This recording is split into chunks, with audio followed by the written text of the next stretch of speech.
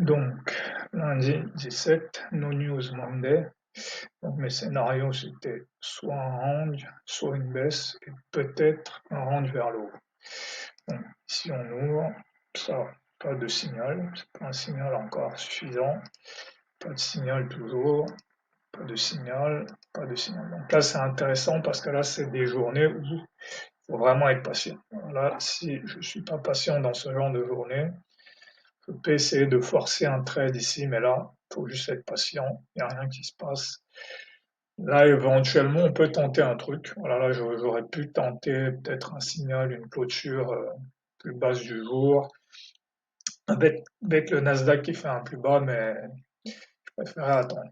Alors là, toujours, j'attends, patience, patience, patience. Donc là, on est à 17h30. Donc là, pour vraiment, c'est des journées intéressantes parce que habituellement, je pense que là, j'aurais essayé de prendre plusieurs trades. Mais là, actuellement, j'ai pu être patient, ne pas me précipiter. Donc voilà, là, j'ai mon signal. Voilà, là, j'ai un nouveau plus bas. Et mes scénarios, c'était que on allait chercher le plus bas du jour précédent. Donc là, j'ai un signal de vente.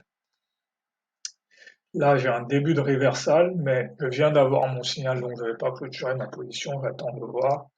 Là, voilà, on voit qu'on rentre un peu dans la même dynamique à l'ouverture où il se passe rien, il se passe pas grand-chose, toujours pas grand-chose, pas grand-chose. Là, éventuellement, on peut vendre ici en disant que là, on a eu un retracement et on va peut-être soit revenir ici, soit faire une leg 2. Mais le plus probable quand même, c'est que ça va donner lieu à voilà, on a eu une première stagnation ici, une seconde ici. Le plus probable maintenant, c'est qu'on va avoir donc ici, faut pas se faire piéger. Voilà, faut pas se faire piéger. Donc là, maintenant, on a le reversal. Donc là, j'ai un signal d'achat, signal d'achat, signal d'achat encore. Maintenant, le plus probable, c'est qu'on va revenir chercher ici le buy side. Donc voilà, ici, 20h45, j'aurais pu prendre aussi ce signal d'achat, parce qu'en plus, oui, si je regarde ici, je peux faire un trade avec un RR de 1. Donc, c'est bon. Donc voilà, après, de toute façon, là, après, il n'y a plus grand-chose à faire. Donc voilà.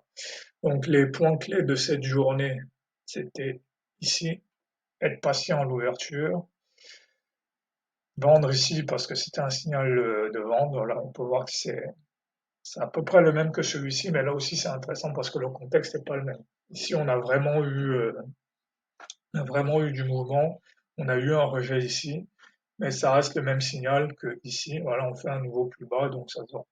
Et après ici, le signal que j'ai loupé, c'est le reversal ici à 20h. Ça, c'est vraiment un truc qu'il faut que je travaille à partir de 20h. J'ai tendance à me déconcentrer.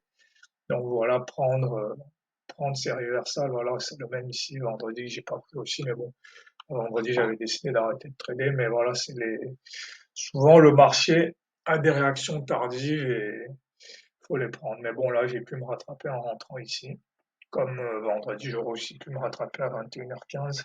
Donc aussi, c'est important de se dire que bah, si on rate la première entrée, on peut prendre une deuxième, parfois voire une troisième, parce que ici, j'aurais pu prendre ici, voire même ici. Donc voilà pour cette journée.